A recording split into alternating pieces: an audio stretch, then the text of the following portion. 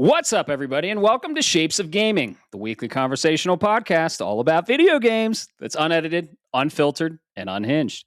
I'm one of your hosts, Matt Stenson, Neo Charge on PSN, and joining me, as always, for episode number 56 is the Retro Gaming Encyclopedia, Bob Harriman, Leon Lyon Hartley on PSN. Yo! Yo, what's going on, everybody? Figured I'd add some flair to the intro because I've said it 70 times, honestly. We have like 65 episodes, including our spoiler cast and our bonus episodes. But yeah. Those are the recorded versions, mind you. Exactly. You're probably pushing more of 100 based on practice alone. Oh, easily. We had like 50 fucking podcasts at the brewery we just didn't record. That's on us. 100%, man. Live and learn. You know what? Just keep going forward. Absolutely. How's life, man? How's your week been? What are you drinking? I am drinking water because I need to cover from a stupid dumb guy mistake of I think this is still good and then eat it anyways. So liquid shits we're talking about. The just, you know how it is. You know when you ate it wrong because you go in, you're like, that don't smell right. Like, something's off. Dude, food poisoning is the worst. And I had it strike at the worst possible moment. Story time. When I moved into my new place, I didn't have anything here and I was hungry. I didn't have anything, right? It was just like literally moved in. It was the day of moving in. And I was like, you know what? I'm just going to eat some gas station food. So went to the gas station. Everything was sealed, mind you. Okay. This was like a month ago or something. I don't know. I'm time blind. But I start eating it. And then that night I'm sleeping and my stomach's just rumbling. I'm like, oh shit, what's going on? I got like not minor, not major, extreme food poisoning, like shitting and throwing up for 2 days. And it fucking sucked, dude. I didn't have anything here. My shower wasn't even set up. Like it was the worst time to get food poisoning. So, there's Matt in the bathtub just filling it up. Please put me out of my misery. Right? So I feel you, man. Food poisoning sucks. It's the worst. Sounds like mild food poisoning though. So I'm glad you're on the up and up and recovering. Yeah, absolutely. We're doing good. Lessons learned, folks. You know. Oh yeah. Yeah. I will say it's been an interesting week though. Outside of that, been a lot a lot going on with work. But then yesterday, I don't know if you were paying attention to our group chat, but I'm sitting there. I rarely do. I'm kidding. Yes, I was. All right. Yeah. I'm sitting there making dinner, doing the cool thing. Crystal sits down with her son. Hey, you want to help me open some Pokemon packs? I'm like, that's cool. They've got a little bonding moment. And first pack in, I hear, and just literally nothing else. I was like, wait, what happened? What happened? Like, you sound like like something like hurt you. No, apparently from I don't know which set, but it's a Pikachu. Sending Heroes. Yeah, it's a Pikachu sitting next to a tree. I was curious. Curious. I looked it up. Do you know how much that card's going for? Yeah. Let's just say I could get almost 2 PS5s for that price. Yeah. It's insane. I looked at because Bo was like, holy shit, do you know how much that card is? And I was like, oh, like it's the main hit. I wonder. And I was like, whoa, holy fuck, dude. It's Pikachu, Charizard, and Gengar. They're all crazy. Dude, the base set Charizard has gone up to like $600. What? Crazy. Yeah. I sold a couple like a year ago for $450 or $350 or something like that to go towards the 151 set that I chased and mastered. So yeah, forget those SpaceX stocks. It's all about Pokemon cards, apparently. Right. I was thinking about getting SpaceX stock, but right now I'm I don't know. I'm looking into it. Apparently, you get a rivet on a spaceship, on a rocket. You get one of the rivets. So yeah, I don't know. What do I know about anything? Don't take my financial advice, but it's gone up, it's gone down, it's doing what the stock market does. Dude, Pokemon cards. Fucking nuts. Crazy. Best ROI ever, actually, really. It's better than gold, better than silver. Mhm. And so are sealed Lego sets, which is just absolutely nuts. It's the 90s stuff, man. So I still got my base set, jungle set, fossil set, Team Rocket set, still rocking it. And I have the 151 master set. So I just like looking at them from time to time. I don't want to sell them, but geez, they're worth a lot now. It's crazy. It's crazy. Damn. But the hobby's gotten a little crazy. There's a lot of scalpers out there.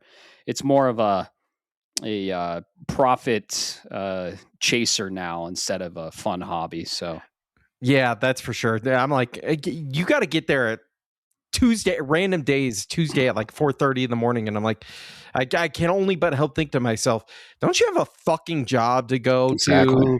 to? Don't you have something productive to do in life? Right? I mean, go get your bag where you can, folks. This world's going to hell in a handbasket, anyways. But come on, leave some for the Sure kids. is. It was almost as hot as hell Yeah. today. We were 95 fucking degrees. We were talking about it. I walked outside and I was like, nope. It walked right back in into my AC. But boy, oh boy, I got the fans running, I got the AC running. Now it's 7:21 p.m. MST right now, and the sun is going down. It is still a scorching 85 degrees out. That is crazy. I don't like it. I don't like that hot. Anything over 80 is like, ugh, nah. I'm with you. Anything over that, and I don't want to be human. I want to hang out in the AC. Look, I think I've earned it at my point in life. I've been in actual deserts and it sucks. I don't want to do it anymore. So I think I've earned my right to sit in the AC and say, nah, I don't like the sun today. Exactly. Yeah. I'm just thankful it's not humid here. It's dry heat, so it makes it bearable. But man, 95 degrees. It's hot. It's like, when you hit a certain point, here's what I'm saying is 80 is the limit, like the upper echelon where you start getting uncomfortable. But after a certain point, it gets so hot that comfort level kind of, you get diminishing returns with your discomfort based on your degrees. It's 95 here. I'm sitting in the sun. I hate my life. I'm in Tucson. It's 120. Guess what? It's still the same thing. I'm getting roasted by the sun. I don't like this. Go away. That's true. That's true. So hopefully it'll cool down, but it's not even summer yet. We're going into summer, I think late June or something like that. But we'll see. We'll see. I am drinking a beer because it's hot as fuck, and I like drinking cold beers when it's hot as fuck. Yeah. And I'm drinking the Peach Stand Rambler from Odell Brewing, a blonde ale. A nice, light, fruity beer is awesome in the hot weather. Let me read this to you. Let me set the stage, right? You're on a hill. It's a grassy knoll. There's a tree at the top, and you're leaning against it. The birds are chirping. There's nothing quite like the summer harvest of Colorado peaches. This blonde ale is brewed to accentuate fresh Palisade peaches and pay tribute to the hands that carefully tend those orchards. Yeah. That was a good voiceover work. Hey, thanks. You say a hill on a tree on a grassy hill and grassy knoll. Oh no. Okay. Yeah. Well, I'm sorry. There's its difference. I don't know. There's no difference. But yeah, you get a lot of good, like the imagery out of that. Is it sad? My mind immediately was like, oh, are you playing Zelda? The plateau. Yeah, the plateau. There was some about that plateau, man, especially in Breath of the Wild, the first one. Like when you go out and it was kind of ahead of its time doing that. And just the ambience of the birds chirping and everything like that. Yeah, I can see that. Yeah, Palisade peaches. They're famous. And Palisade, Colorado is famous for their Palisade peaches. So Odell Brewing in Fort Collins, Colorado uses the peaches from Palisade, Colorado. And we just got a fucking festival of Colorado goodness in my mouth right now. It's great. Tastes amazing. That does sound delicious. And I got the glass going in celebration of Revelation. Yes, you do. It's a pretty color on that beer. Oh yeah. It's very peachy and refreshing. So, didn't you have one when you were over here? So I don't have to save you one, or I can still save you one. I don't remember. Oh, it's so good. So good. You handed me a beer last time, and it was peachy, so that had to have been it. I hand you many beers. Yeah, I'm a big fan of the sours and the blondes and the blonde beers and blonde women. Am I right? Hey, hey. Yeah. But yeah, I like the sours and the light beers in the summer, spring, and then when you get winter, fall is all. It's my favorite. It's my favorite season, probably because of the beer. You get the Oktoberfest, the Marzens, the pumpkin beers is hit or miss. I'm not a big fan of the pumpkin taste, but if they use real pumpkin, it's good. And then in the winter, you get the porters, the stouts, the like the marshmallow stout, the peppermint stout. Ooh, God, I love beer. There's a if there's a season, there's a beer for you. I'll say that much. Absolutely. But that's what we do here on Shapes of Gaming. As you know, we drink, we talk about video games, and we shoot the shit. Really, unedited, unfiltered, unhinged. Yeah. We have fun. You have fun. It's a win-win. And for those of you who are part of the community, thank you. Of course, we've been growing still, and we're having some fun on Discord, and we've just built a big old community out there.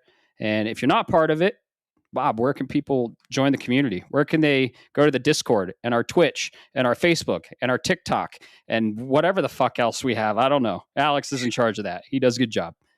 56 episodes and you still can't remember. I can remember. I just throwing it over to you. I know. I'm fucking with you, dude. You just hop on that browser train. It's our bit at this point. I love it. It is. It's kind of our thing. Mm-hmm. Although the time you kicked it over to Caleb was really good. I respect that. Yeah, he was like, surprise, motherfucker. But yeah, you just pop in that browser and you go over to shapesofgaming.com. Like Matt alluded there, you're going to see the resting points for all of the links, if you will, where you can come listen to me ramble on for 5 minutes about whatever the hell's going on in my head. Come check us out. We're on Twitch. We'll be there soon enough because Halo is right around the corner. Well as all of the socials that Matt already mentioned. Alex is over there doing his bit and helping the community grow. And then, of course, not most importantly, you can talk to some fellow gamers and degenerates, if you will, on our Discord. I'll link in there for that too. So once again, just head over to shapesofgaming.com. Absolutely. We're all nerds over there. And if you like the cast, leave us a review. Subscribe. It's all free. We're not asking for any money. We're just asking for your time. And we know that's important. So thanks for listening. We appreciate you all. Bob, we got some bad news. We got some good news. We got a bunch of crazy news to go over this episode. So what do you say we dive right in? What do we Let's do maybe like a negative sandwich. Do we have two pieces of bad news and let's do negative, positive, negative, or maybe Well, I thought we have we got the positive, we got the negative, and then we got the positive, and then we'll just fold those in together. That's what I meant. That's what I meant. A negative sandwich. The positives are the bun. Yeah. Yes. So, and that's what we have. Do you even sandwich, bro? I'm just saying. Oh yeah. I like that fire roasted turkey or chicken with thinly sliced, not too thin because it falls apart. I don't like when they do that. The too thin, and then you get a little bit thinly sliced Wisconsin sharp cheddar. Okay. And then you get the little Kaiser rolls. Okay. We're serious about our buns here. The Kaiser rolls. Toast it a little bit if you want, if you have like a toaster, then throw just a dab of mayonnaise on there or mustard. You got yourself a quick and easy sandwich. You can light it up with some tomato or some lettuce, throw some onion on there, get crazy. I love sandwiches.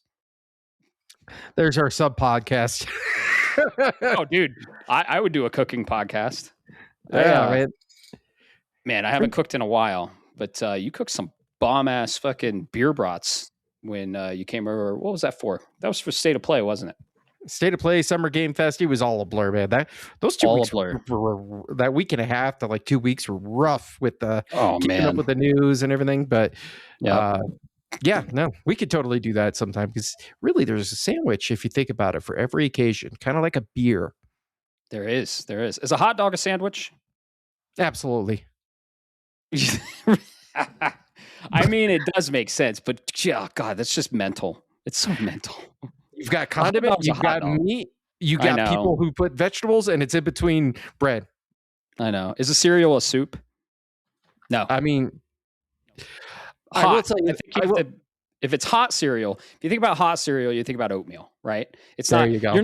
You're not pouring yourself some Cocoa Puffs with milk and throw it in the microwave. If you are, you're a goddamn psychopath. Okay. You eat cereal cold, and no, it's not soup.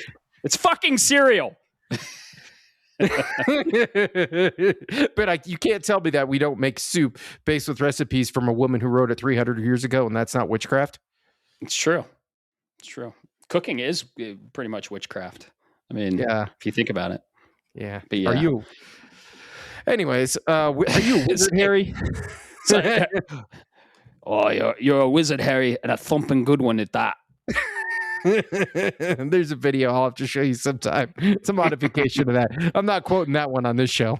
Oh, excellent. Why? We're unhinged. No, don't. If you don't want to quote it, that's bad.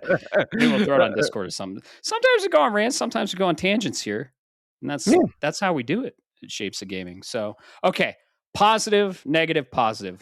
I'll do the first positive piece of news because I really want to talk about this. And it's quick and easy. I like them quick and easy. That's good. So we get both of them are, by the way, your quick news is, so you've got thin bread. That's true. In between a nice big chunk of meat. Yeah, like fucking spoiled meat, I'll tell you. Fucking it's probably that the pimento filled meat. It's been sitting out for a while. Ugh. God, I don't want to talk about it, but it's got some famunda cheese. It's getting a little furry, a little white. You're like, I probably shouldn't eat this, but then you do, and it just makes you sick to your stomach.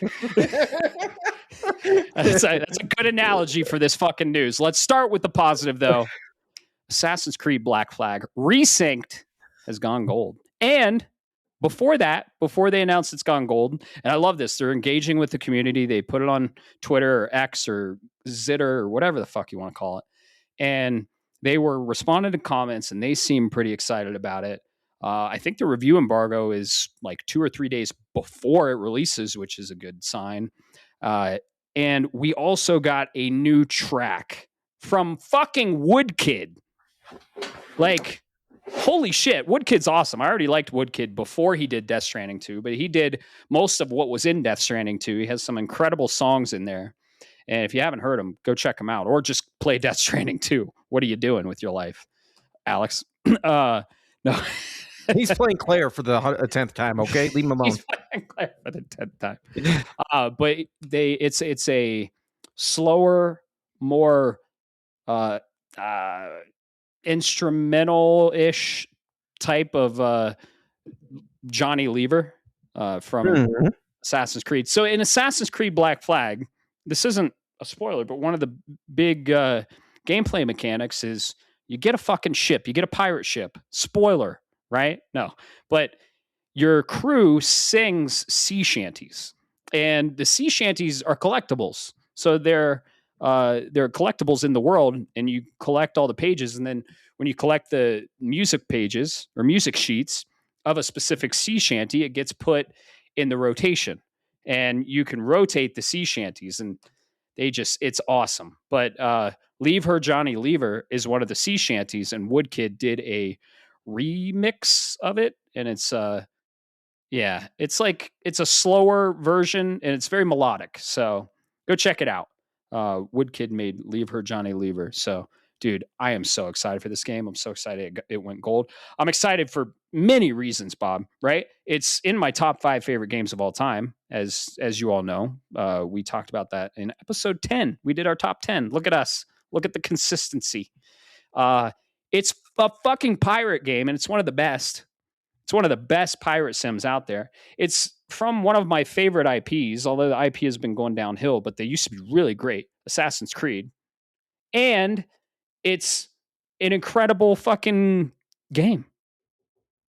And it's all about pirates. So, and I have it drafted.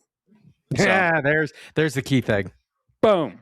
Got it drafted. I think it'll be like mid 80s, high 80s, I think. I'd say. Yeah.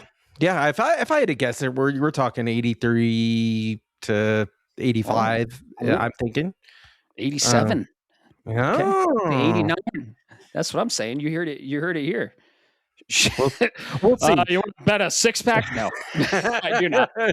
No, I do not. Betting on game scores already burned this year. Yes, But indeed. Are you getting this on launch? No, you're not getting this on launch. I won't be getting it on launch. I'm limiting what I'm grabbing over the next couple of months because it's going to explode. So I know call me a fanboy, but I gotta save the money for my boy Master Chief. And that is happening. We are all getting it.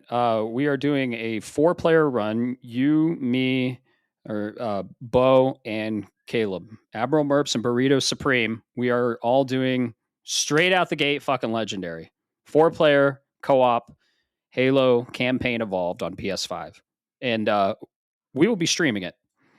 And yes, yep, you will be able to hear everyone and all of our antics, and it'll be going back to the early 2000s. Dude, it's about to get unhinged for sure. Typical with the slogan around here. I'm looking forward to the skulls that we're providing. Third person. I imagine third person. There's an infinite ammo one that I've heard, that's confirmed, and then adding in the additional stuff if you played the original with skulls. So you've got bigger explosions and all this other stuff. It's just going to be basically fucking chaos when we do these lasso runs, and I am so here for it, dude. Grunt birthday party. That's key. Yes, always, because when you get that shot and you hear the yay, you know. Oh yeah, fucking love it. Yeah, dude, it's gonna be such a callback. And yeah, that's another piece of news, but it's positive, and we want to end on a positive note. So we're going to leave that for last. But it's a cool piece of news, and yeah, so that's good. That's good, man. But at the end of the day, I will say Black Flag is not there, but I will be getting it at some point because Black Flag is it's in that realm of who do I like more, you or 3, when it comes to the AC games. It's my top 3 are probably Black Flag, easily the top one, 2, and then Valhalla or Syndicate. I'd say Valhalla is really good. And it takes a lot from Black Flag, honestly. It does. So that's why it's up there. Yeah. I'm excited for Hexay. I want to know what they're doing with Codename Hexay. We got that Witch game, which I thought, they're like, previous Assassin's Creed devs. And I'm like, is this fucking Assassin's Creed? I mean, it doesn't, but it was, Hexay's a really cool era to visit, like the mid 1500s, the Salem witch trials. And you're a badass female assassin witch, gotta have a cat companion. Like, give me that. That sounds awesome. So yeah, Black Flag, I'm getting the collector's edition. It's coming. Gonna have a unboxing party. We'll fire that shit up on the theater, and God, I can't wait. I've never played Black Flag on OLED, so that'll be interesting and different. And I've seen some comparison screenshots. So yeah, July 9th, it's coming out, and it has gone gold. So typically games will usually go gold about 4 to 3 months before release. So it's right on track. It's right on schedule. And I think it'll do great. And I'm very excited. So Black Flag has gone gold. Check out that new track from Woodkid, Leave Her Johnny Leave Her. And yeah, that's one of the pieces of positive news. But what's new in the Microsoft realm? This is fine. This is fine. This is fine. It's all good. That's everything that's going on. All right. So I'm gonna preface this. Everybody's probably, if you're even somewhat familiar with the video game industry, you probably heard about what we're talking about. And I want to stress, this is not confirmed. Nothing is set in stone. Only because We have not heard anything officially. So this is more talk about the speculation and more in the direction of, quite frankly, where Xbox is as a whole, because they're important to the entire industry as a whole. So it's important to talk about this. But yeah, Yeah, they're a big player. Huge. Well, I wouldn't, not as big as they used to be, but they're still important. Second biggest publisher in video games, I think. Mm-hmm. Yep. Who's first? Right. Well, depends on how you look at it. Steam. Oh, yeah. I was gonna say Nintendo, but yeah. Okay, let's get into this. All speculation, like you said, nothing confirmed, but it sounds like it's probably going to happen. So we're going to report on it. But remember, all speculation. Yes, absolutely. All right, I'll set this up for everybody so we can talk about this. Last week, Bloomberg, Jason Schreier over there, reported that Microsoft was planning significant cuts to its gaming division. Then later this week, this would have been 2 days ago from when we're recording on Tuesday, or actually Monday, I remember, because it was a really boring day in the office. And this is all nobody could seem to shut up about in our group chat. Yeah. Sorting back to GameFile, and I'm pulling this from over at Video Games Chronicle. Shout out to them for helping run this down, because it's been a string of rumors. Citing a source familiar with Microsoft's operations, so let me back up. Time out. Before the GameFile report, there was more reports that came out through Jason Schreier and everybody else that chain echoed around there that Microsoft is seriously looking at making cuts, and this includes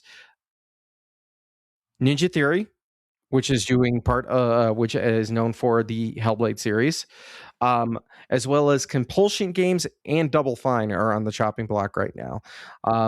This is coming among others, they said. Among others. That's the important part. This is coming among others to include. So we don't even know how far down this could go, the rabbit hole it could go. Who knows what's going to happen? But this is now then led into talks about these studios trying to break off from Microsoft. So we'll see what happens on that. But that's not the most recent update of the rumors coming from GameFile. This has been indicated.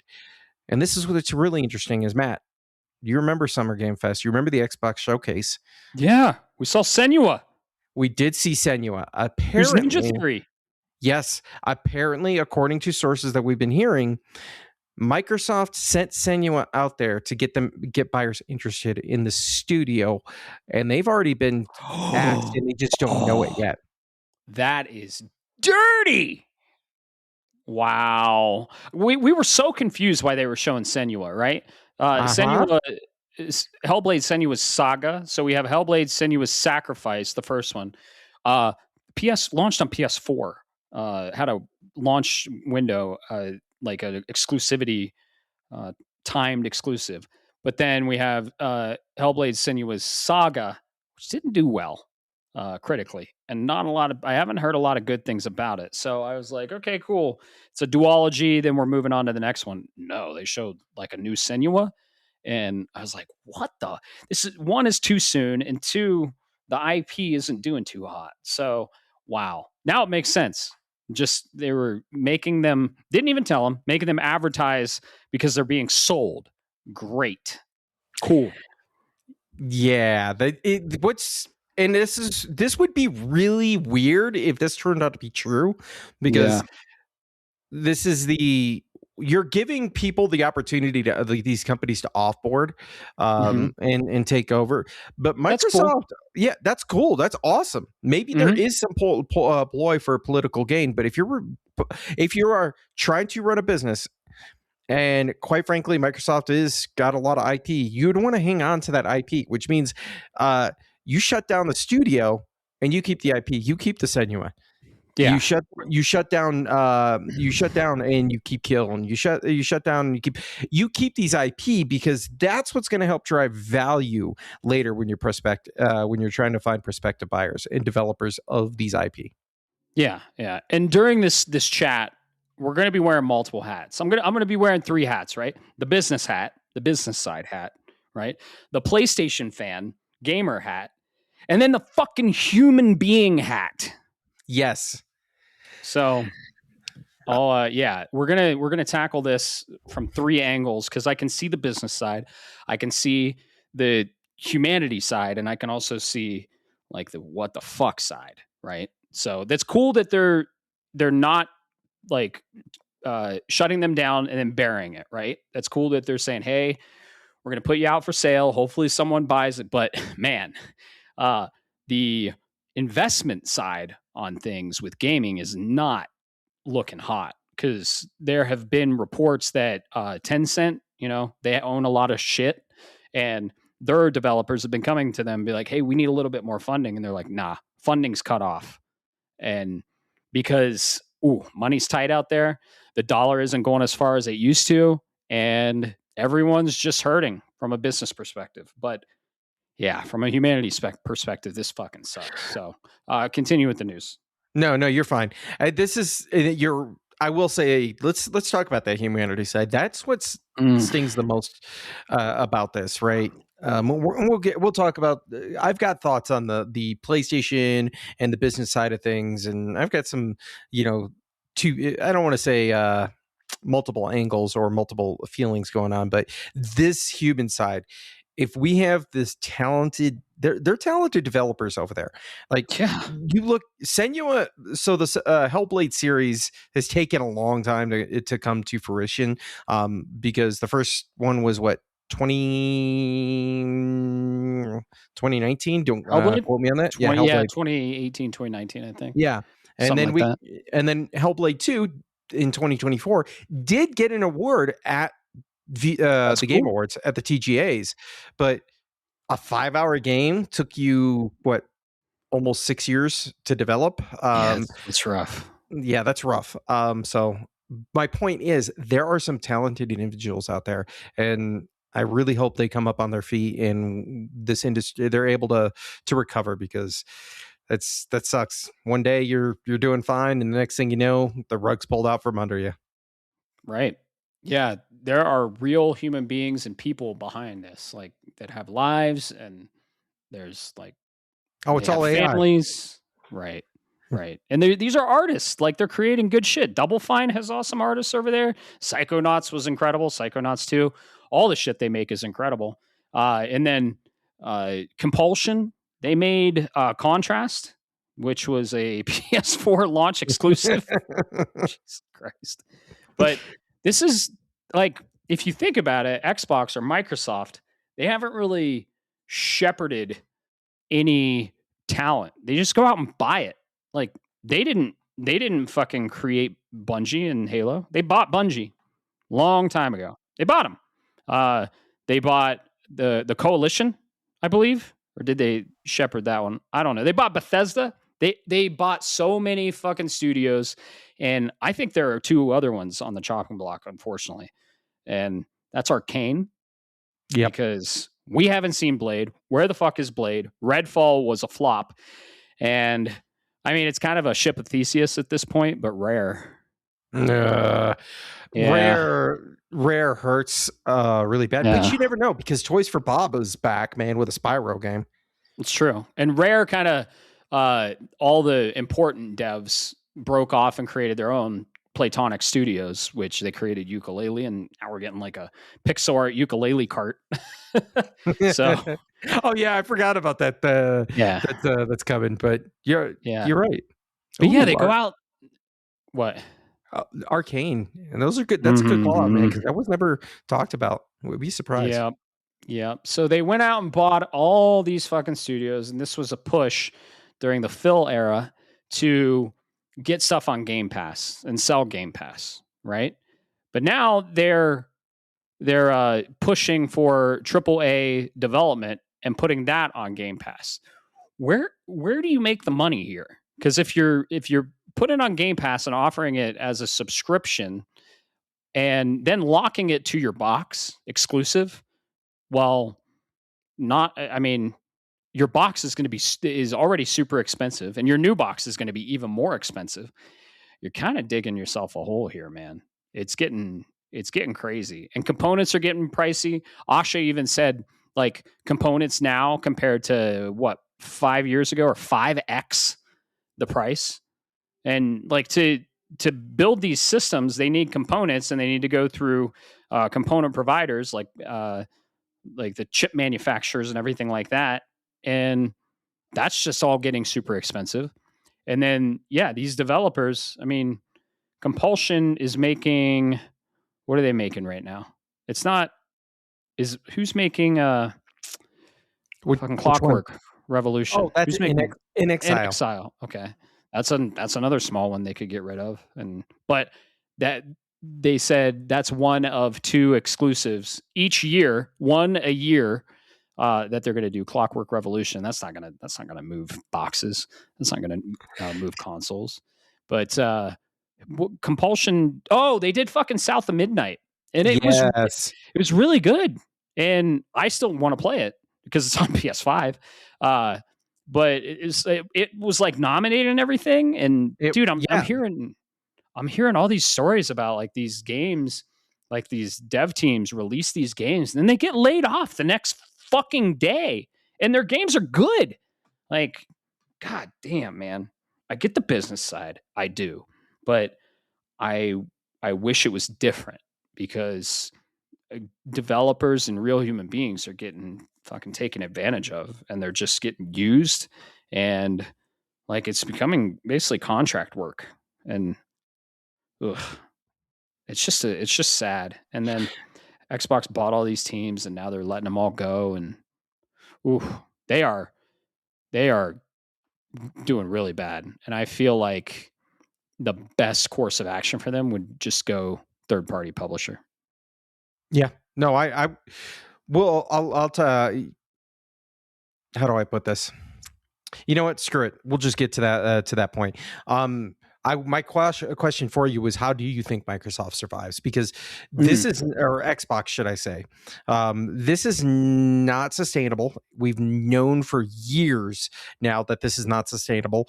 The FCC leaks that came out during that, leaks, if you will, but during the ABK purchase showed that Game Pass, in order to be sustainable, they were looking at upwards of 90 million monthly active users, which is fucking nuts because you don't even have that many PS5s in the wild right now. Well, kind of, but still, even then, you're not getting all of them to subscribe to PlayStation Plus Premium at the same time.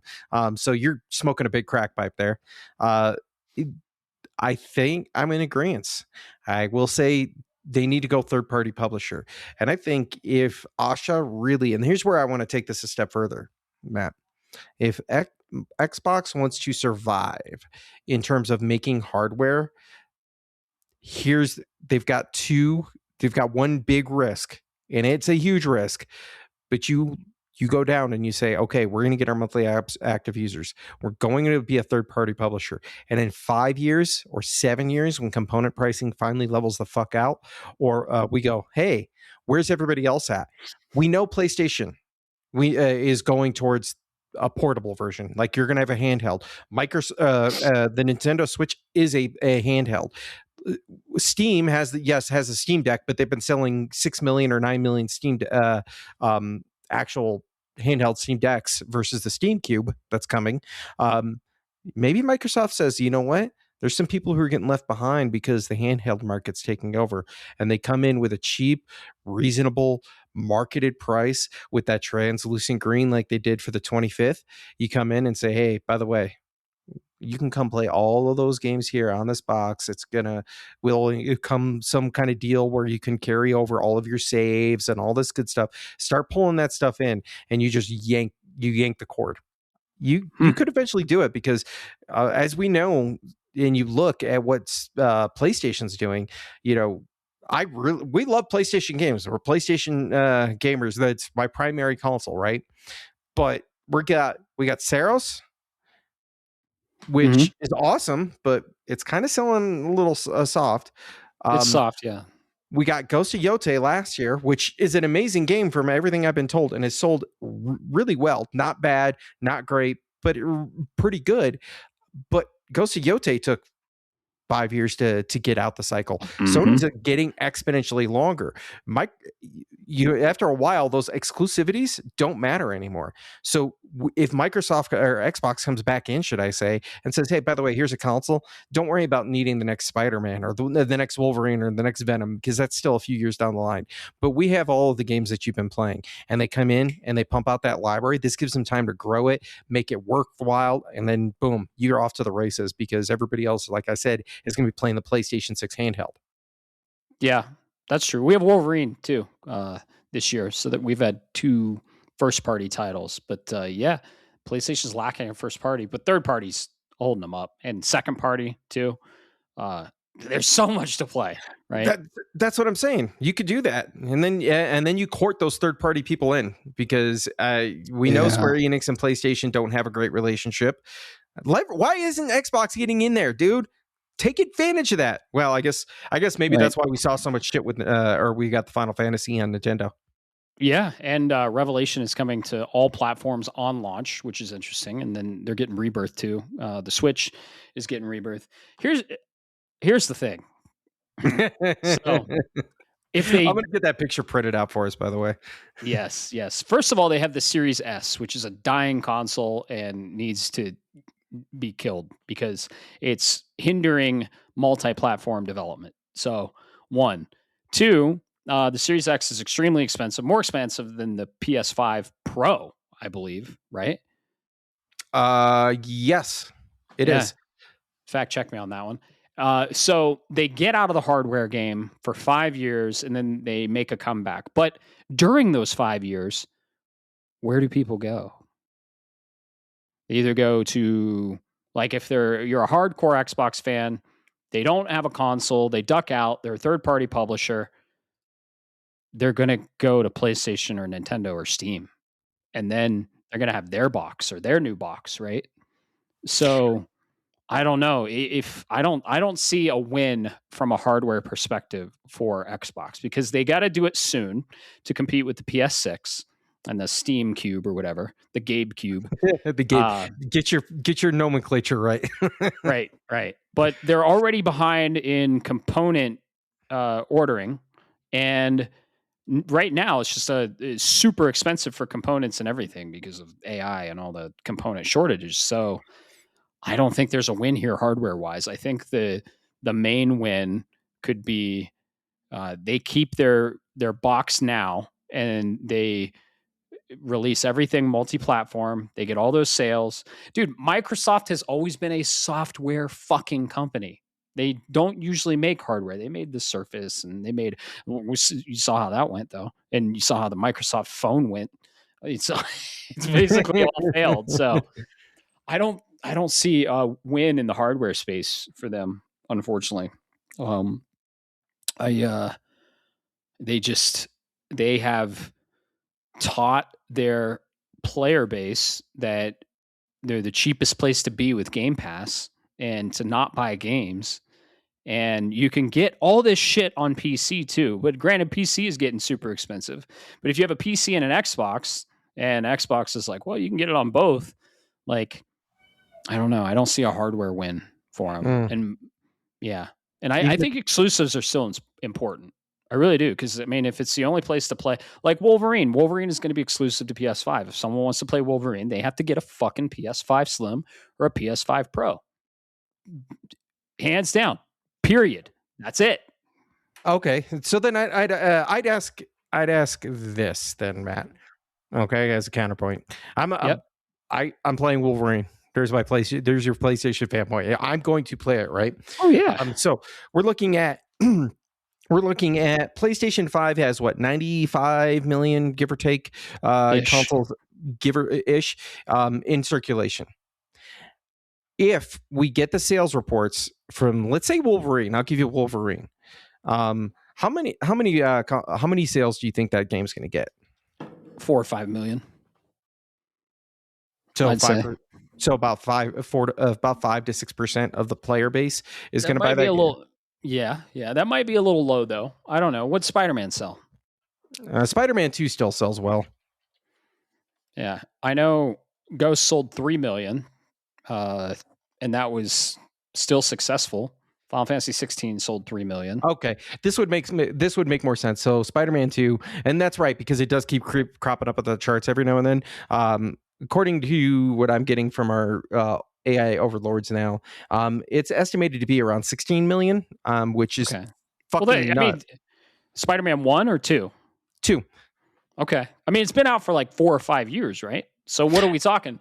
What will Wolverine sell in the first week? What will Wolverine sell in the first year? What will Wolverine sell over time? I probably should ask that. Yeah, that would have been a good counterpoint. I'd say within the first 6 months to a year because it's coming out in September, so that carries you over through the holiday season. Mm-hmm. So. Plus, you have licensing. So it's going to sell really well, but you have the licensing that's going to be attached to that. Plus, Wolverine took how long to develop? Yeah, 6 years. Six years to develop. A little bit of trouble there, and they lost their lead creative director. But what we saw, it looks really good. So, I mean, Wolverine's a huge IP. It's in the spotlight from Marvel. So, 6 months, 7 or 8. Yeah. And 7 or 8 at 70, 70, maybe $80 on average. You're gonna get a good pool of money, but then you're gonna take out your licensing. That's gonna go back to Marvel and all of their stuff, and then you're gonna eventually find yourself.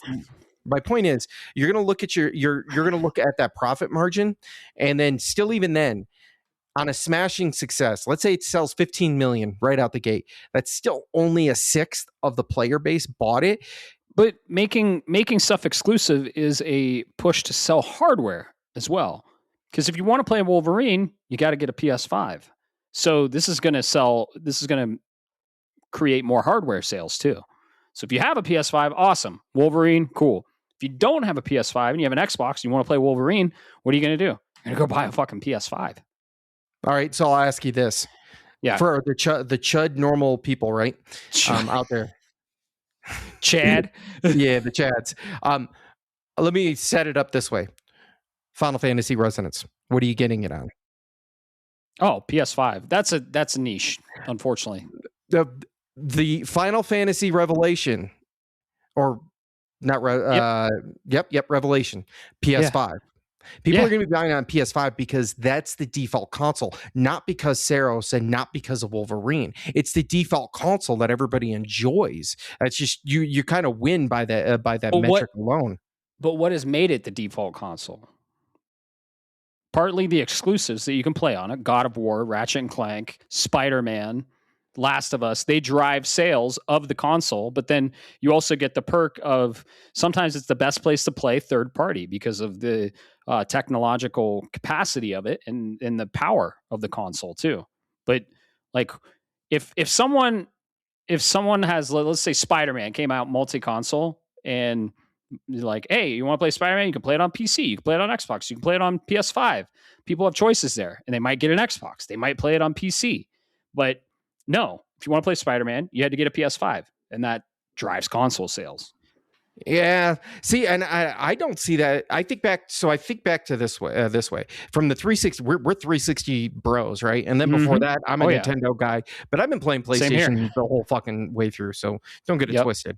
Exactly. Me too. What got me back, because I once used to buy all of the consoles and had a PC. Like I was on top of it all, just like whatever console war fanboys can go suck an egg, be a gaming god.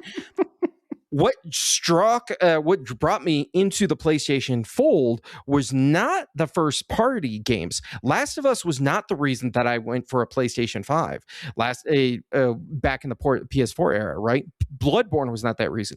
What it was in 2013 when they got up on Xbox got up on stage and went, oh, this is a TV. It's an entertainment system. It's a TV. It's a TV. And they didn't have any fucking games because I checked on the Xbox One for almost a year and you had Rise of Rome and a few other small things. So Titanfall. That Titanfall. That's what brought me into the PlayStation ecosystem. What keeps me here? A lack of exclusives? No, lack of games, period. Yeah, that's true. They had third party though. They had some, but it wasn't enough. They didn't have enough third-party people. It's what happens to Nintendo every time they think they win the race. They get too confident, they trip over their own dick, and they forget that the third party propped up help prop it up. But my point is, you know what keeps me here, Matt, in PlayStation Lane, and what really makes me go, "Fuck, I need a PS5 Pro if mine breaks tomorrow." Well, your digital library, the ecosystem, your trophies, your progression. Bingo. Yeah. That's the thing that keeps me here. So my point is, if PlayStation shat the bed and broke the trophy system, and Microsoft said, "Hey, by the way, you still have your achievement score and all this other stuff," there's a realistic world where me which includes a bunch of other gamers who are not as tied to PlayStation, would be like, "Yeah, fuck it," and they'll just go buy an Xbox, because that's how aloof the player base is. They would rather play Fortnite. They don't care which platform they play it on, as long as they get to play Fortnite. Yeah, for sure. But PlayStation ain't going anywhere. PlayStation's doing pretty well. PlayStation's doing okay. Man, if they were like firing on all cylinders, like Xbox is shitting the bed and PlayStation is still beating them, like kind of tripping over their own feet every once in a while. So yeah, if I can, that's my PlayStation fanboy side right there, which is like, PlayStation, if you hadn't fucked up so bad with the Jim Ryan moves, you could literally be out. You could have put a neck on Xbox's on Xbox 2 years ago and choked him out, and we wouldn't be having this conversation. But you screwed it up so bad with your studios, like, which just indicates how bad Xbox has kind of fumbled the ball. Right. Yeah, because we just closed Blue Point, and oh god, the Concord fiasco, the Fair Games break-in fiasco. Horizon Steel Frontiers, or no, Horizon Hunters Gathering, or whatever the fuck it is. Yep, you had it. The Helldivers thing, really awesome game, but they kind of fucked that up with the PSN stuff. So yeah, I don't know. And making it matters worse, man. Like, I'm not trying to shit on PlayStation here, but like, we know Lao Fei, is that how you pronounce it? Looks amazing, and I'm gonna play it. I'm a sucker. I'm going to play it. But when the other people around outside the community say, "Can you do anything other than third-person action sad dad simulator?" and the best you can do is sad mother simulator, what I'm getting at is PlayStation always got good first-party games, but they also did generational resets. If you look at the PS1 with the JRPGs that came out, and then you hit with Gran Turismo, and the PlayStation 2, we got the 3D polygonal action games, the God of War, 3D, PlayStation 3, we got the powerhouses of Killzone or Resistance, and then the PlayStation 4, we got Last of Us, we got Horizon, and then the PlayStation 5, we got The Last of Us, and we got Horizon. We got Returnal.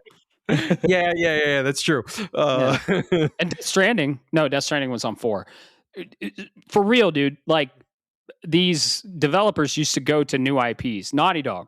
We wouldn't have The Last of Us if they didn't move from Uncharted. We wouldn't have Uncharted if they didn't move from Crash Bandicoot or Jak and Daxter. We wouldn't have Jak and Daxter if they didn't move from Crash Bandicoot.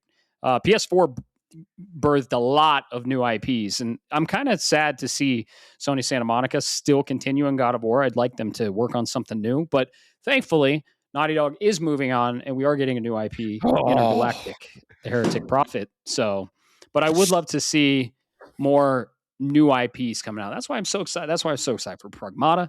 That's why I'm so excited for Beasts of Reincarnation. New IPs hit different.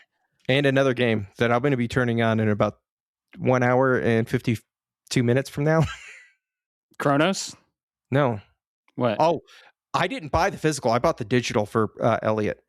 Oh, yeah. New IP from Square Enix, dude. We're going to talk all about that. Yeah. I played the new demo, and I want to talk about how excited we are. But yeah. Yeah. I guess at the end of the day, Xbox, what are you doing? We'll hear about. I'm not going to beat on them too much unless you want to continue to beat them up. No, it's just negative. And God, it's so toxic out there, and people don't understand the business side. People, are the corporations are really not paying attention to the human side either. But it's just all a clusterfuck. And I want Xbox to succeed because competition is good for the consumer, right? If PlayStation has competition, it lights a fire under their ass and it makes them innovative and move keep moving forward, right? If they become stagnant like they did in the PS3 era, that's no good for anyone. So PlayStation does still have competition with Nintendo and Steam. And honestly, when it comes to like time currency, they're competing against Netflix, they're competing against fucking TikTok, everything. So they still have competition. But in that niche gaming space, console gaming space, Nintendo kind of already bowed out of the console wars and they're doing their own thing. So, and they're winning. That's well in their own Nintendo, right. Yeah. If they can get this Ocarina of Time remake out, holy shit, and it's good. Yeah. Holy fuck. It'll be a generational game for sure. And I just want to see GTA dethroned. so same here. I want to see that happen. You and I are on that same page. I'll leave you with two final things. This is more informational for you guys. I did look. So if you go to Best Buy, you can see the Xbox Series X. Their base model is $649.99. The PS5 Pro is unfortunately a whopping on PlayStation Direct $899. Oh, so there is a significant pricing difference there. But also, more importantly, before I forget, I don't know why this is in my head, but if I don't do it now, I feel like I'm going to be lying to you folks. Last week, correction, I was incorrect about the Like a Heaven. Stranger Than Heaven. Stranger Than Heaven. Thank you. Yeah. Tupac, we don't know the voice actor. He's there. Snoop Dogg is a separate character. You did confirm that for me, so thank you. But I wanted to clear that up from last week. Oh, yeah. Yeah. No worries. Yeah, because they showed them both on screen. I was like, yeah, I mean, Snoop Dogg has a character model in there. So, yeah. Cool. Now we know. But yeah, wrapping up this Xbox stuff, we will report on it as it gets officially announced, but it's terrible. It's terrible for the industry. It's terrible for gamers. It's terrible for the people losing their jobs. And like, we're losing a lot of creative prowess. And I really hope these developers land on their feet, someone else buys them, and they can continue making these great games and just focusing on what they do best, is creating the art that we gamers play. Yeah, absolutely, man. Yeah. Yep. But we'll report on it. Last positive piece of news before we get into what we're playing. Game Informer has announced their cover reveal. And holy shit, it's so pretty. It's Halo Campaign Evolved. And if you want to check out the cover, which I'm very excited to get, it is a beautiful hand-drawn mashup of all the characters from Halo 1. And it's gorgeous. I love it. We'll have to put it in the Discord or something. But yeah, I'm actually reading it. I'm reading the digital version. It's out. And it's great. There's like 15 pages on Halo Campaign Evolved and the history of Halo and how it came to be and how they were founded. And, you know, they were making Marathon and they were making like RTS games. And they originally developed for the Mac. So I bet Steve Jobs was pissed about that. And then Microsoft bought them and we got Halo. So Halo is a generational game. I'm so excited it's coming to PS5. I hope to God that they stick to their word and we get Halo 2, Halo 3, and they just keep doing this on PS5. I'm a big fan of 4. I really like 4 and the Forerunners and everything. That'd be cool to see again. But yeah, the cover, the Game Informer's awesome. I'm subscribed to the physical version. The price rose because everything's fucking raising, and you can get 12 issues for $60. You get one pretty much every month, and yeah, they just make good shit, free of ads, pretty much. Like there's 2 pages of ads, and just quality shit. Like Game Informer came back, and they're making some quality stuff. So I've been really enjoying the Halo article in the new issue. So yeah, shout out to Game Informer, and it's Halo Campaign Evolved. The last one was Vampire What is it called? The new one? The Blood of Dawn Walker. The blood, the blood of Dawn Walker, vampire game. The blood of Dawn Walker. I'm kind of checked out on that. It's just too much for September. Comes out September 3rd. No thanks. Sorry. Yeah, it comes out at a really bad time. How Yep. original and daring, sir, to Right. release in September to avoid GTA. But more to this cover story, dude. This Yeah. art, I can't So wait to get the good. copy on this because it's beautiful, it's gorgeous, and I am just excited to know that in just over a month, I'm going to be able to play Halo Fuck yeah. rebuilt from the ground up with extra prologue missions on a PlayStation 5 Pro, which is going to be the best way to play it. My mind is still broken behind this, brother. This is there are some games that are generational. This is one of them, and you need to recognize that GoldenEye did a lot for the first part FPS market on home console, but Halo really kind of said, "Let me show you. Sit down, son. Let me show you how you really do this." Right. Yeah. I'm thrilled. I can't wait. I played all the originals. Halo was on Xbox One, and then Halo 2 and 3. No, Halo 2 was on Xbox One as well, and Halo 3 was on Xbox 360. So 3 is probably my favorite, but Halo 1, man, what we've seen, it's gorgeous in the UE5 engine, and just gonna get the boys together and just fuck shit up, fuck the Covenant up and the Flood up on Legendary, and being that Warthog and just someone shooting, someone driving, someone drinking a beer in the passenger seat. I saw a video today. One thing that I was really worried about with the game is still there. People got hands on with it, and of course, because if you're an OG Halo player like we are, the first thing they did is they found the Warthog and they threw a bunch of fucking grenades underneath it to see what would happen, and you could still Warthog jump, baby. Yeah, I'm so excited. Yeah. That's amazing. Excellent. Good. It's an incredible sandbox. It's fun to play, and you gotta play it with friends. So we got a big plan to do that. We'll stream for you all. It's gonna be a good time. We're gonna be drinking. We're gonna be playing some Halo. So on PS5, I'm gonna pick up the dual. I'm gonna get the game. I got it physical, and I'm gonna be like, what is going on? I never thought this would ever happen. Then I'm gonna pick up the DualSense and like I'll see the symbols and playing Halo. Like you're gonna swap weapons with triangle. What? What? Dude, it's just unreal. Yeah, it's going to feel different because of the lack of offset joysticks, but the DualSense Edge is going to make it so worth it, man. Maybe like a grenade on right paddle or something like that. So, God, I can't wait. It's gonna be fun. So, what are we playing, Bob? You want to go first? Right. Yeah, sure. I want to hear all about the game you're playing. Or you played? You finished? I got 2 of them. Remember? Excellent. I've been actively working on 2 games, should I say? So we'll talk about. I know I'm going to tease you here this evening, if you don't mind. So I'm going to start Promise? I'll take you out to dinner first. No.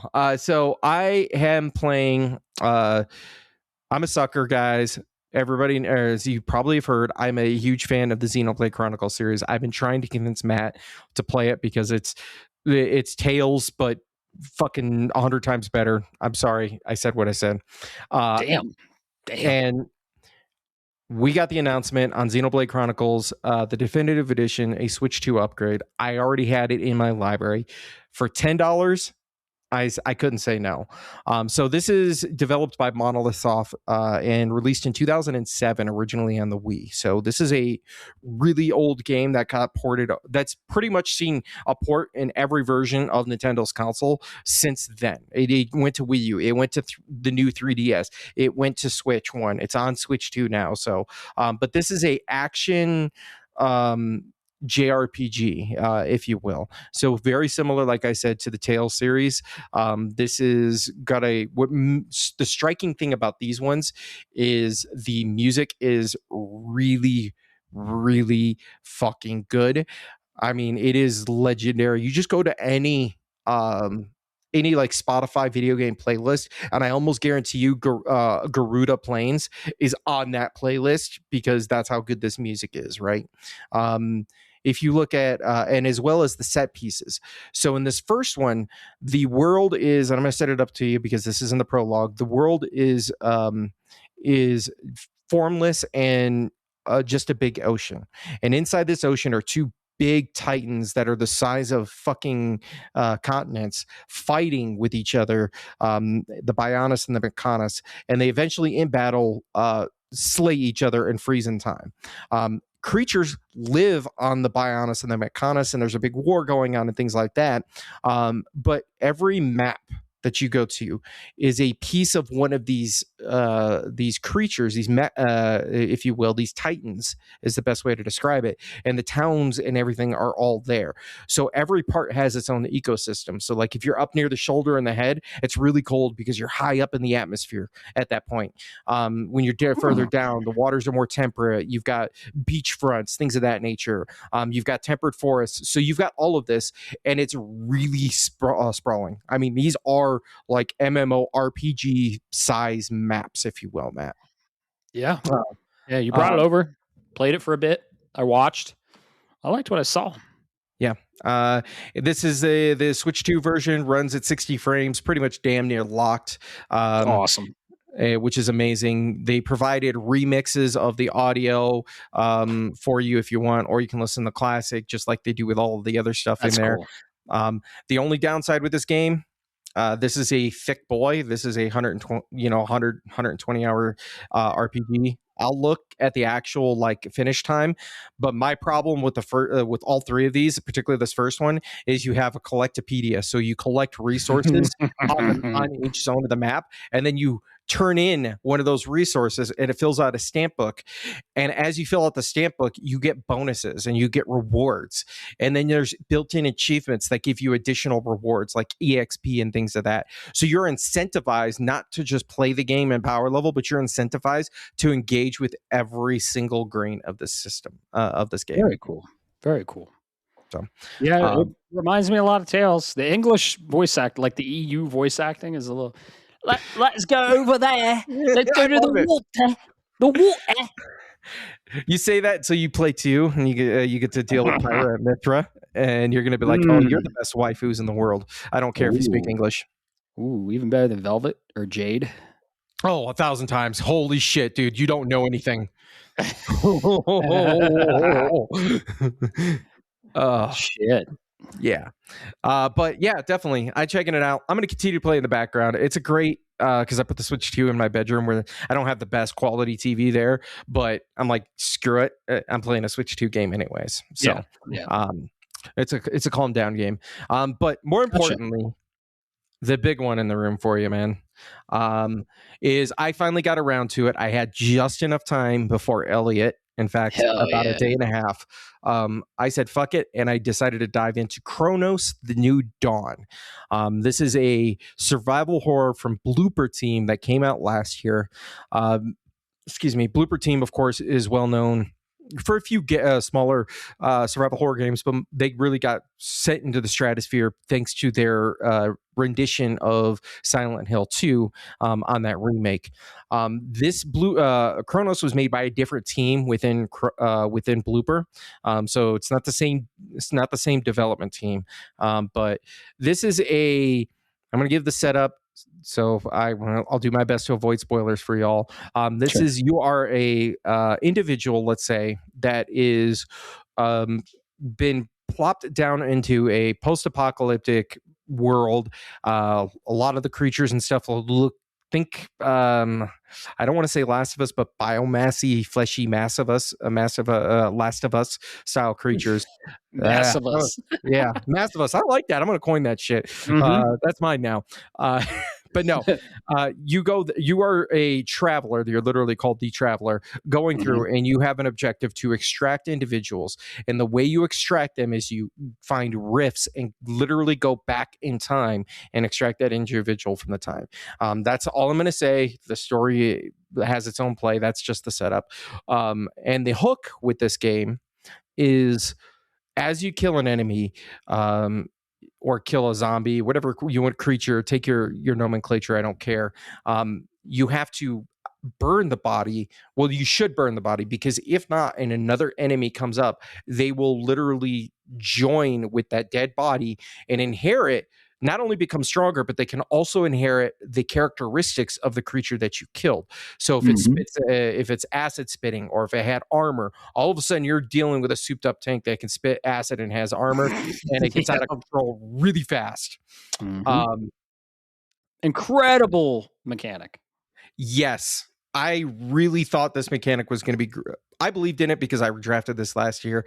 I knew it was going to be good. I didn't realize how good it was going to be, because you get stressed out when you start dropping bodies, so to speak, and you're like, oh, I'm on a roll. I'm going to take these guys down, and then you're pushing forward like a military style, and you're like, I gained a little bit of ground. I gained a little bit of ground, and then you hear something behind you, and you realize that you ran out of fuel, and all of a sudden you go into full panic mode because you're like, I can't let these fuckers merge.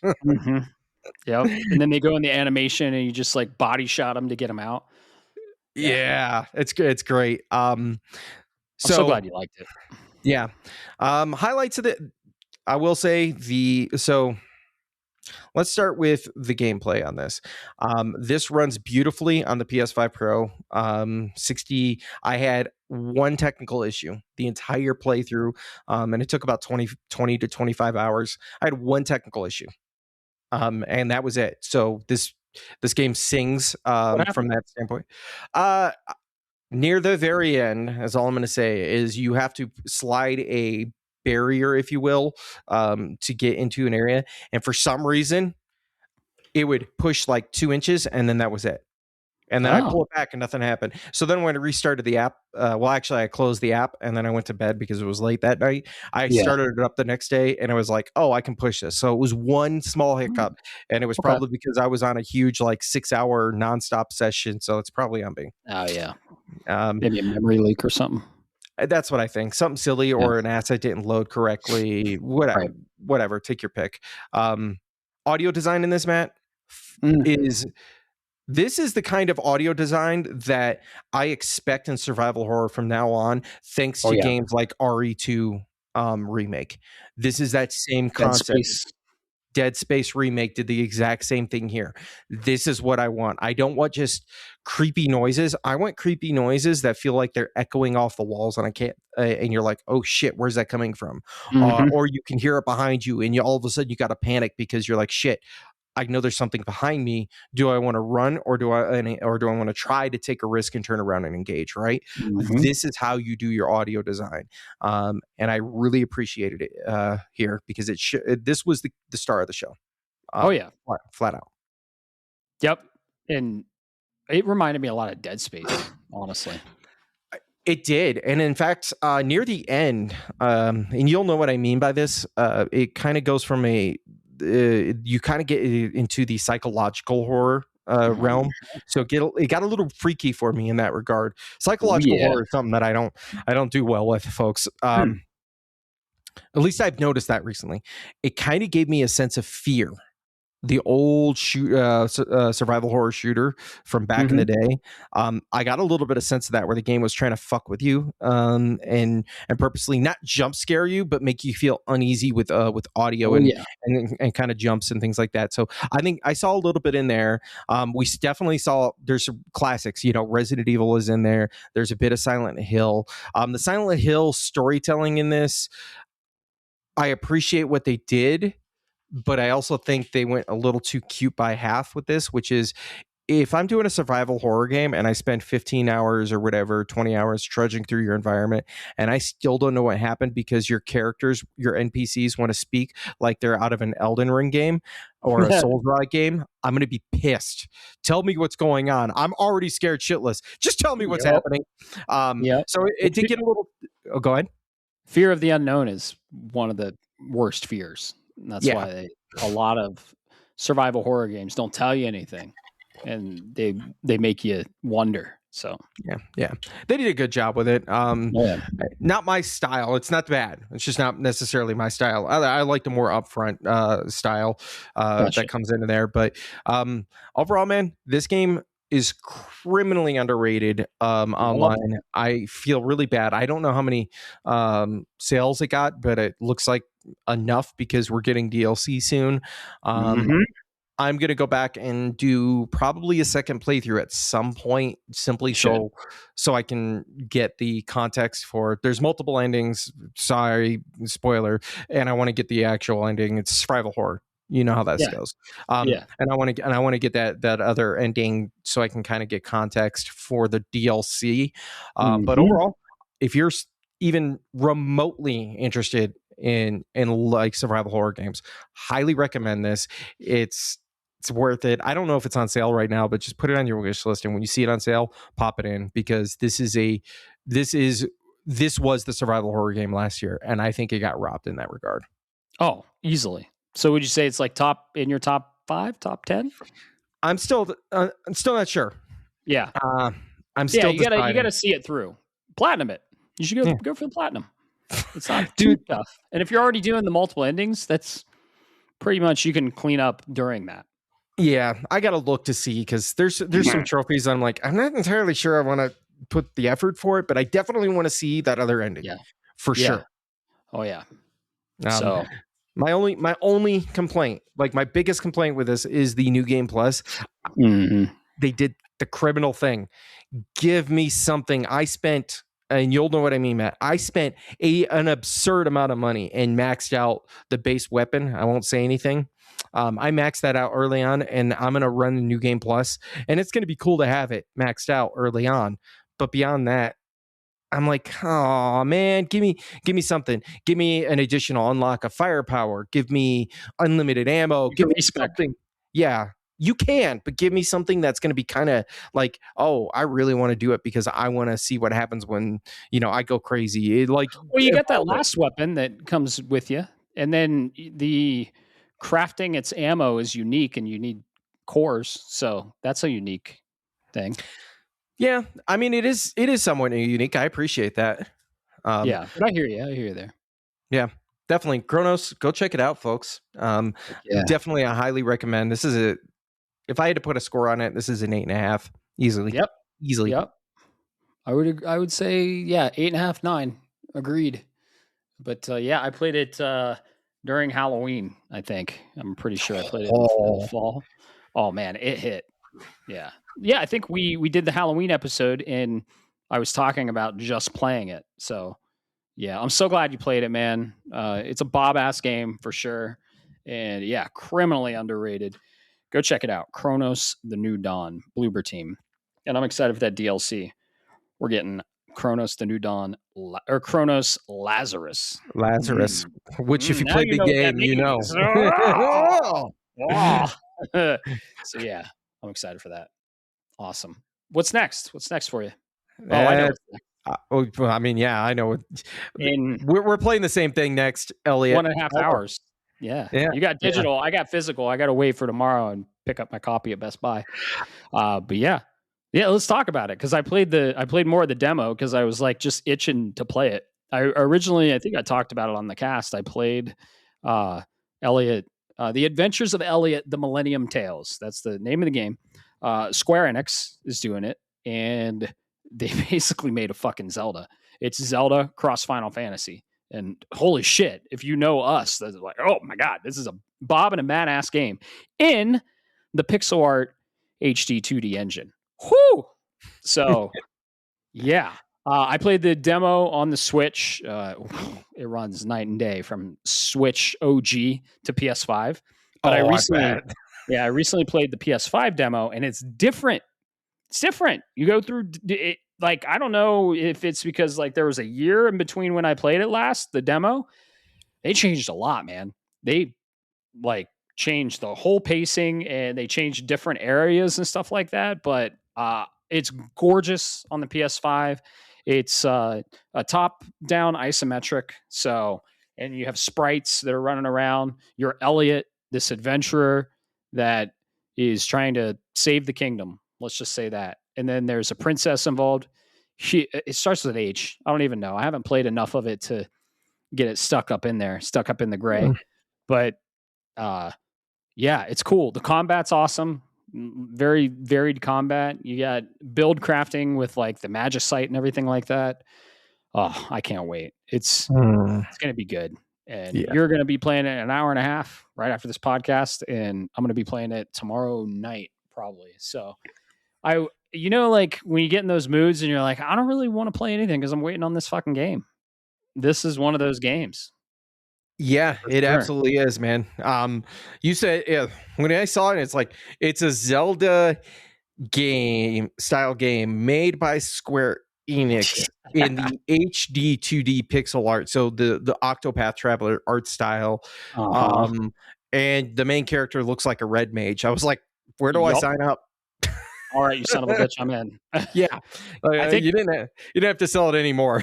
right. Yeah. When we were on the fucking 20-hour road trip to Ohio for MagFest, you booted it up and you're like, I've seen enough. I'm sold. Like after 5 minutes. So I did the same thing with PS5. I played 10 minutes of the demo and was like, I don't need to see anything else. I'm good. I'm going to go on. Yep. I played like about an hour on each. Nothing crazy. I didn't finish them. Like you, I'm pretty sold with them. So yeah. Other than that, went back to Hades 2. It's a good pick up and play for sure. I beat the game. I'm working on the epilogue, if you will. And you gotta do so many runs, but I'm clearing like pretty consistently now with different weapon types. Like I used that weapon type I was talking about. That was they're all very unique weapon types, and there's aspects of those weapon types, of course. That was in Hades 1. But I gotta say, man, like stepping back from Hades 2 for a bit and then coming back to play it, it hits. It hits for sure. It's a very unique game. It's a pick up and play, I would say, because like I got my ass handed to me the first run, and then I was like, all right, shake it off. And then I fucking cleared like 4 runs after that.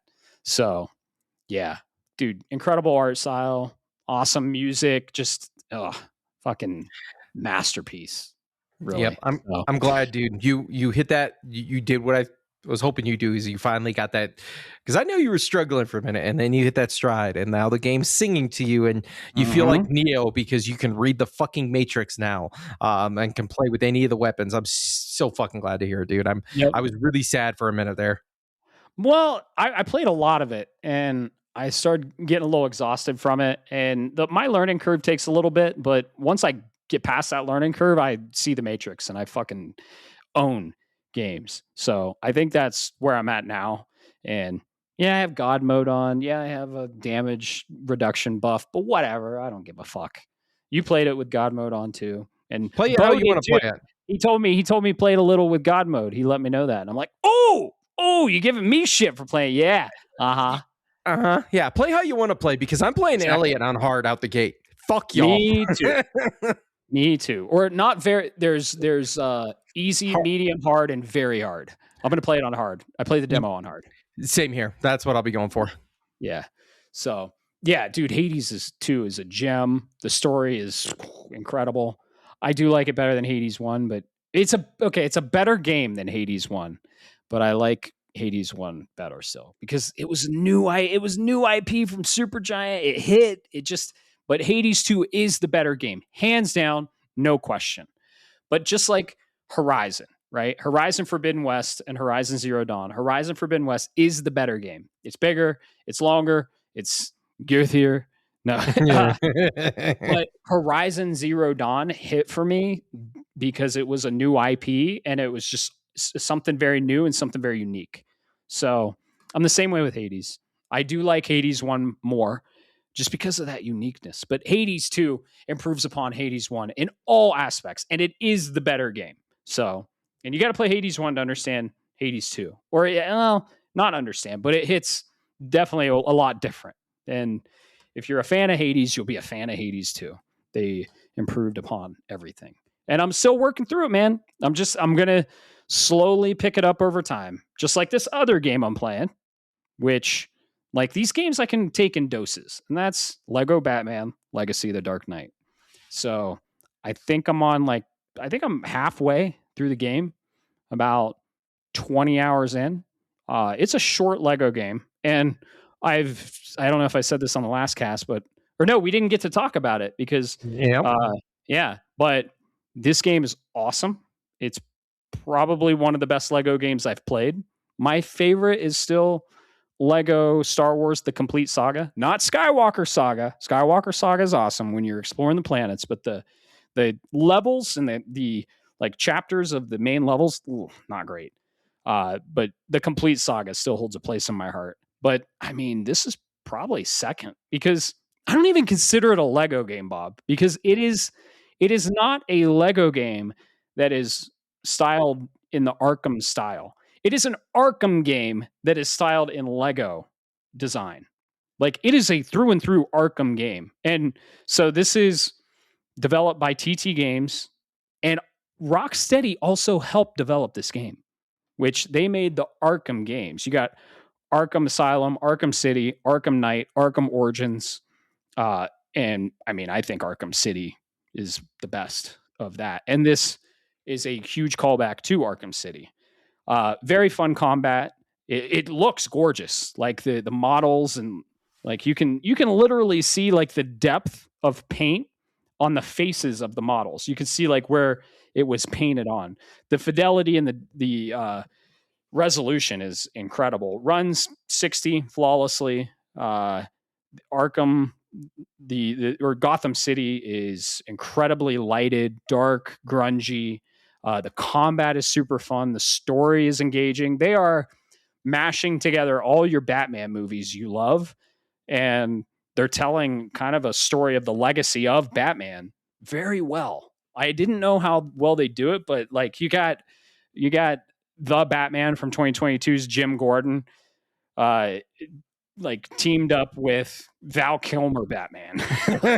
And it works. And then like you have the origin story of Joker in the 1989 Batman with like a different Batman, and going into a subplot and story arc of like the Dark Knight.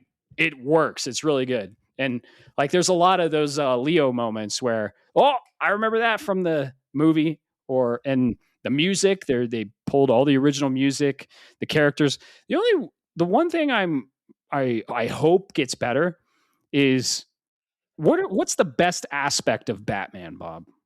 What's the best aspect of it? Well, for me, it's always been because he's the greatest detective. It's always been the puzzle solving. But where are you leading to this? The villains. Yeah, if you strip Batman down to its parts, he's a rich guy dressed as a fucking bat. Yep, right? Yep.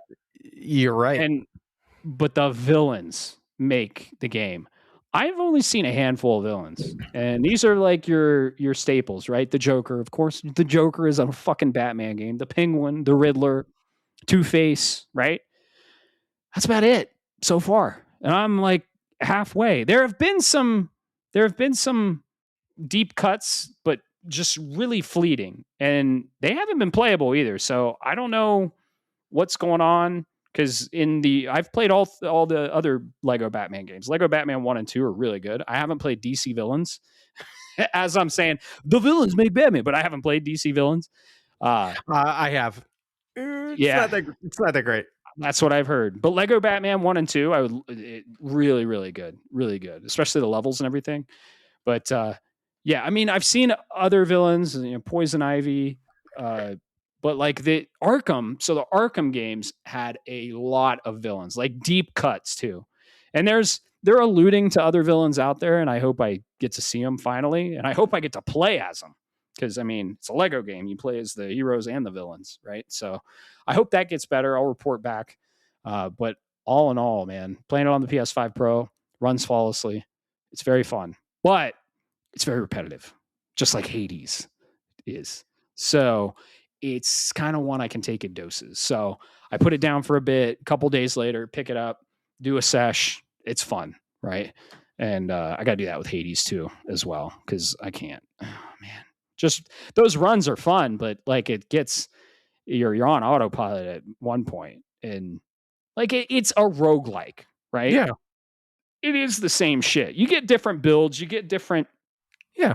Like you progress the story, but at the end of the day, you are doing the same shit. They do it very well. It's the best roguelike ever. Honestly, it's the best roguelike out there. So, but yeah, I got, and then Lego Batman, you're going through the levels, you're breaking shit, you're collecting studs, you're collecting collectibles, you're progressing the story, and it's the same shit. So it's honestly just a gameplay loop. Every game has a gameplay loop. But it took me, I think, 3 years to platinum Lego Star Wars Skywalker Saga. I don't blame you on that one.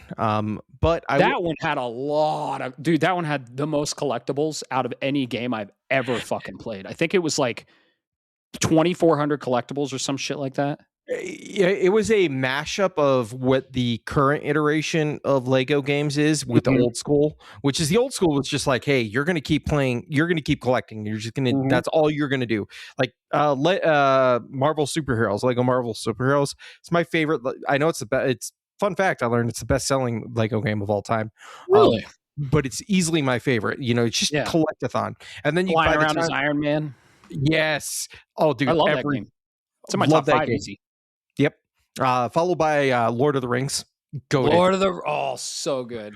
Man, I wish the licensing didn't fuck up the licensing and I could play. Yeah. Yeah, dude. Maybe, you know what? Maybe we'll do a replay for that sometime. That'd be kind of cool. Ooh, yeah. And then The Hobbit, they didn't even finish it. They said, oh, yeah, this is The Hobbit and Desolation of Smaug, and then we'll do the Battle of Five Armies as DLC or additional content. They didn't even fucking bring it out.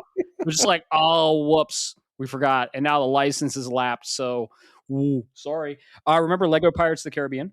Yes. Another great one, dude. Yep. Lego Indiana Jones. I didn't play that one. Ooh, good. Lego Indiana Jones is good. It's good. Okay. And then, yep.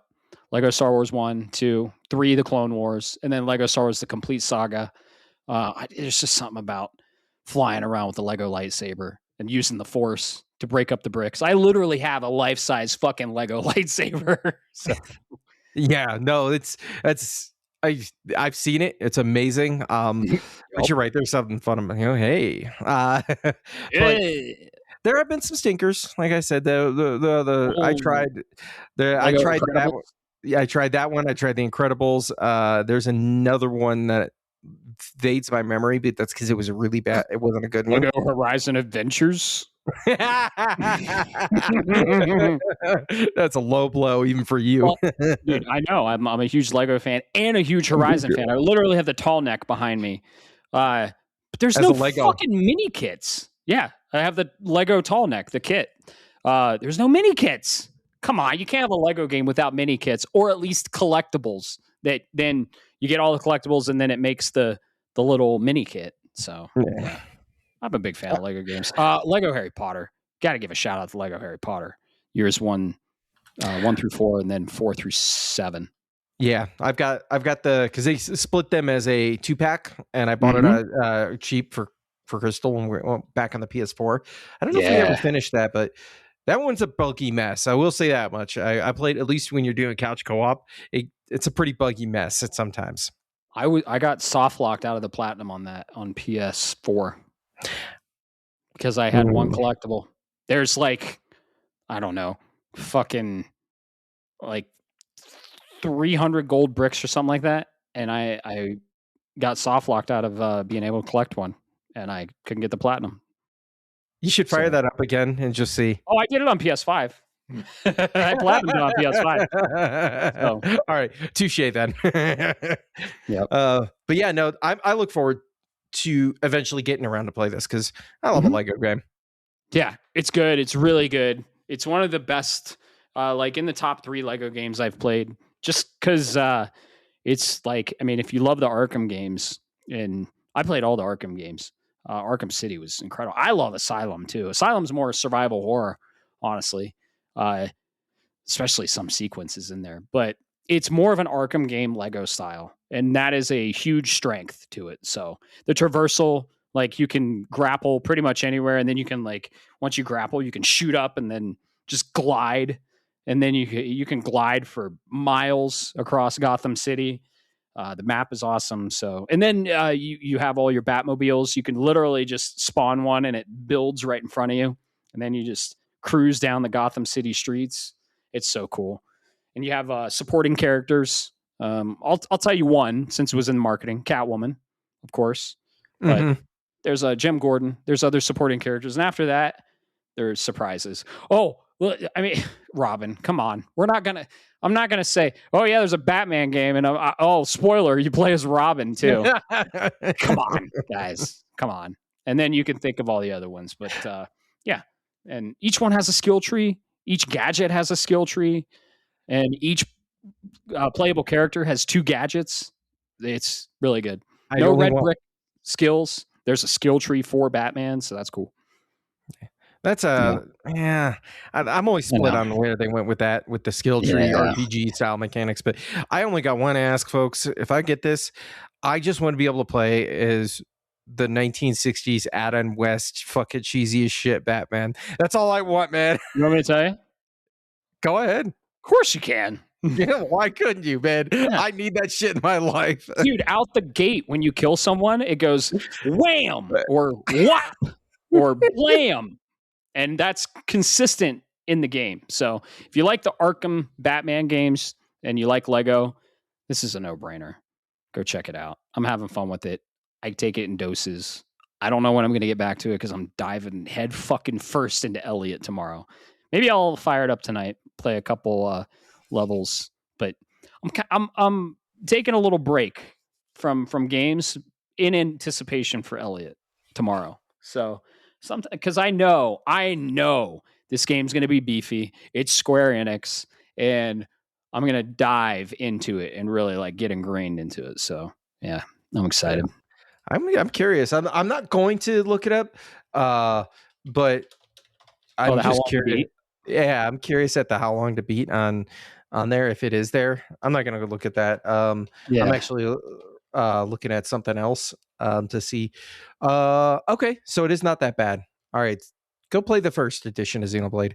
The first one, main plus main story. So you're going to be anywhere between 60 and 80 hours for the main story plus the extra.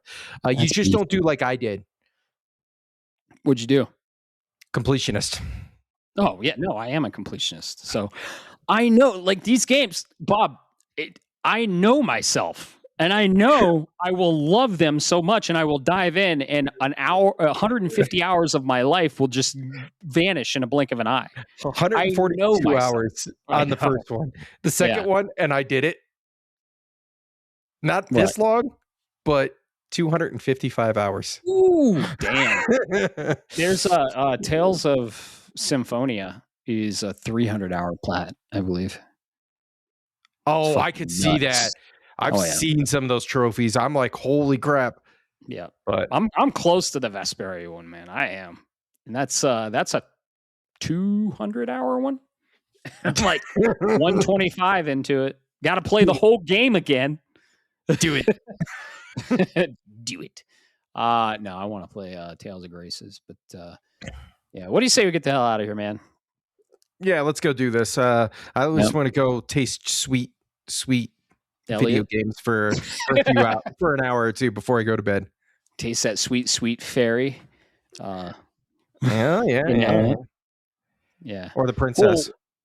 Oh yeah, princess is cool. They got really good character models. I do believe she's a child though, so I think the fairy's 4,000 years old though. I don't know that. Oh, that's funny. Why don't you have a sit down, Matt? Please come sit. Right. Why don't you come have a seat? Have a seat. Have a seat. So yeah. Oh man, this has been episode 56, and we're tired and we want to go play some video games. So thanks so much for listening. We really appreciate your support, your listenership, your involvement in the community, and most importantly, we appreciate you playing video games and loving the art as much as we do and having a conversation about it. That's what we like to do. So have a great rest of your evening, day, night, morning, whatever the hell time it is. Peace. Shapes of Gaming is a podcast shaped around gaming and, most importantly, our community. That's you. It is written, created, and recorded in beautiful Colorado Springs, Colorado, by me, Matt Stenson, and my good friend Bob Harriman. If you would like to be part of this amazing community, be sure to like, subscribe, or follow us on all the social media platforms or the podcast app of your choice. Thanks so much for listening, and always remember, keep the conversation going, and most importantly, keep gaming.